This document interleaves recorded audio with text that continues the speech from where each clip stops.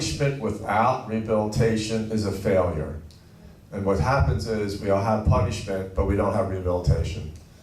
We have a recidivism rate in our prison system is just like a revolving door. And what happens is that 46% of our inmates who leave our prisons, they come back to our prisons within 3 years. And so this is a failed system. As we were getting so tough over the last 30 years, our violent crime has continued to grow like this. It hasn't gone down. You would think that it would dive like this. It doesn't. It's just going great, slowly up. Now, some of the bills that we passed were important to deal with violent offenders. There's no question about that. But what happened now is that most of the prisoners that are coming in are nonviolent. The majority of the people who are running this increasing the prison population are nonviolent offenders.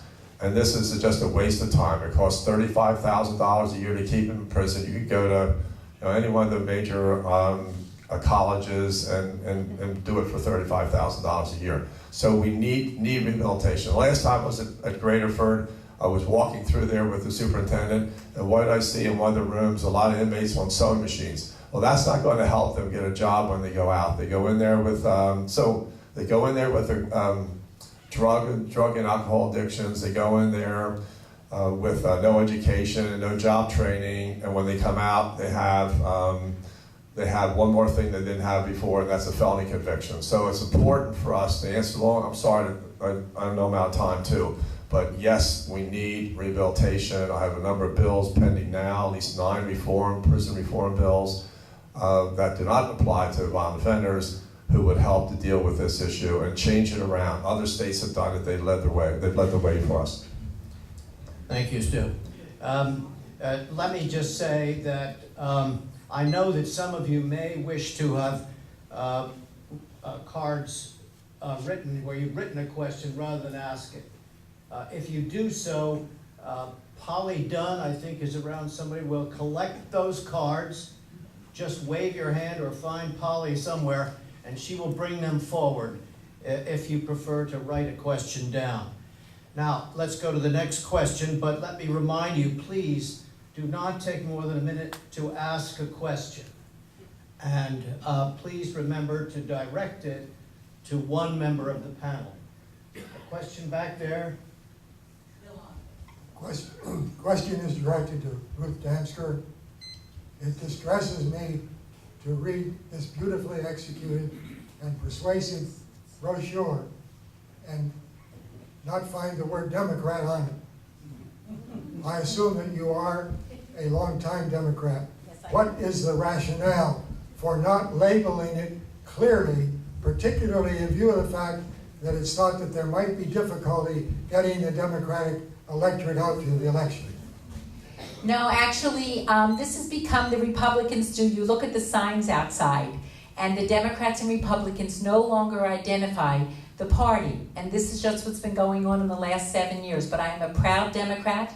I have, during the primary, obviously, I'm just saying because the Democrats need to come out and vote for you, that we identify ourselves. But this has, and I think that the reason I can only speak for myself, that I do not put a party affiliation on there, because I think that I have shown when my 8 years as Montgomery County Commissioner as the minority Democrat, once I was elected, that I represented everyone, that and if I'm fortunate to become your next state senator, that I will represent all people. I never looked at party affiliation. I have assisted and helped all residents and all constituents. I'm very proud of my constituent services.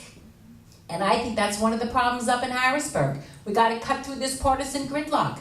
Once you're elected, it shouldn't matter whether you're a Democrat or a Republican. And I am sitting here, not standing, I'm sitting here in front of you as a lifelong Democrat. But like I said, once I serve, I don't look at party affiliation.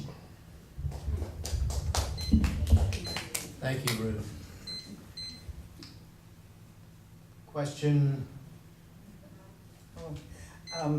I have a question for Senator Greenleaf, since you've already gotten into the system of passing laws and the problems therein.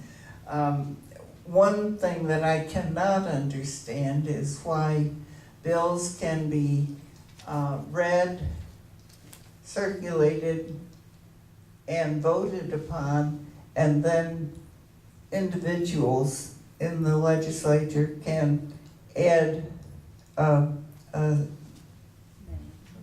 money requiring money for his particular small project, which runs into tremendous amounts of money. Stewart? Yes. Well, the legislature, there's a saying that you don't want to watch sausage or bills passed, and that's for sure. And I think it's important for us to recognize that we are in a democracy, and it's a democratic process that we are involved in, and it's debated, it's discussed, the bills are discussed and debated. Now, that saying, there are certain rules about passing legislation, particularly in regard to what amendments you put in the bill, because I think I've previously mentioned the single purpose bill doctrine that says that you cannot add an amendment that destroys the original purpose of the legislation. If you do that, then it is unconstitutional, and the courts have found that. Whether it be an amendment on a appropriation. In fact, if you do offer an amendment on an appropriation issue, that has to go in front of the Appropriations Committee for fiscal notes so that everybody knows what the cost of that is and how much it's going to affect the budget. So it's a long process. It's a difficult process, and but there are rules. And if that amendment is not germane to the bill, the original purpose of the bill, it will not pass. And in fact, any member can get up and challenge that amendment and saying that it's not germane to the bill and unconstitutional in either the House or the Senate or in the committee.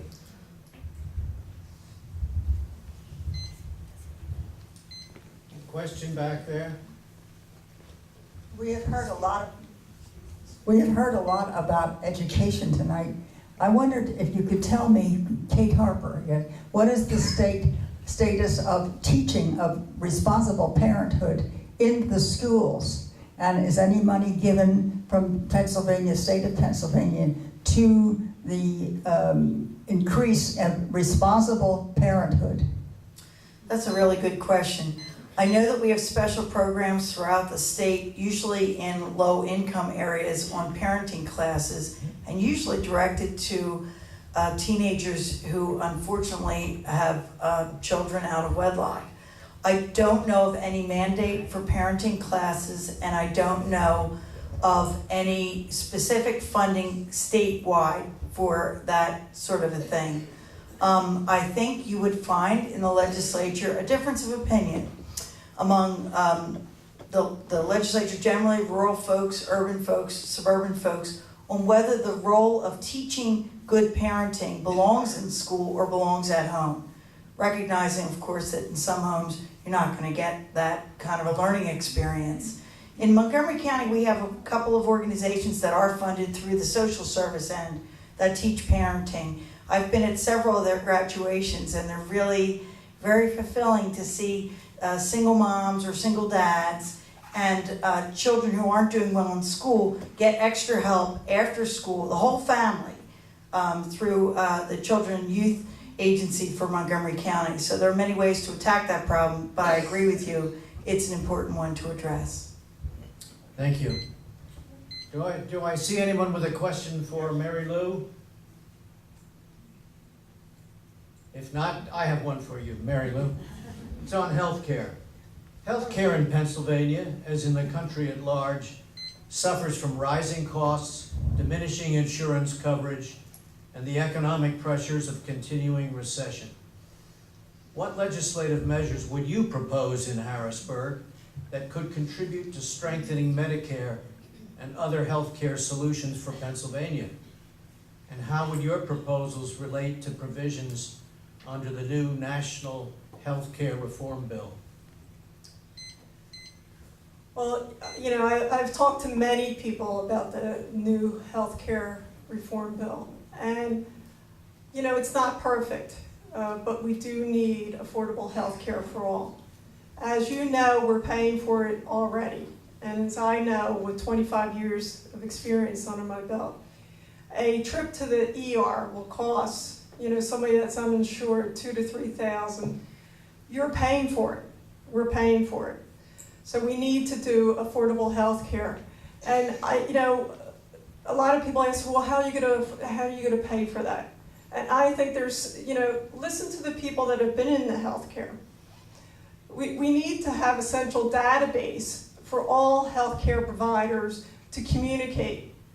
Because you know, if you go to your primary care doctor, and then in a month if you go to your orthopedic doctor, he's ordering the same tests as your primary care doctor. And you know how costly those tests are and those x-rays.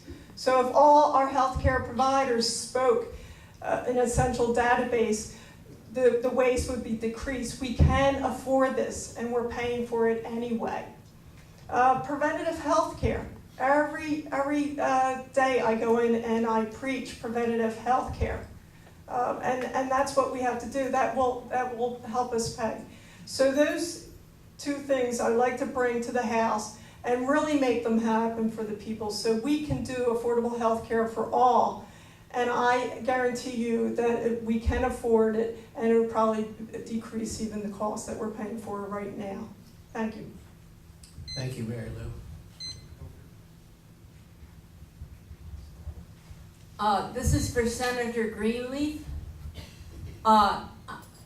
With the Marcus Shale and the tremendous destruction that happens to the towns and the people when this comes in, are you in favor of a tax of at least 10 or 20% that will cover the costs that these communities have to endure? What is the tax you would suggest? I'm happy to answer that question. I'm not in favor of a 20% tax. I mean, no state is even close to that. I'm supportive of a tax on Marcellus Shale, and I think it's important for us to address that immediately. The first thing I did when we returned to Harrisburg this fall is got on the Senate floor and say that we have to address this issue. We have to pass a tax that would be able to be used to fund our enforcement, our environmental enforcement, and also to have remediation, environmental remediation, whatever damages is done up there. And I also said that we could be looking at an environmental disaster there if we don't address it quickly. In the spring, I wrote a letter to the DEP chairman or secretary of DEP and asked them to get on this and get up there and start enforcing our environmental laws. We just recently sent a letter to Senator Scarnati asking him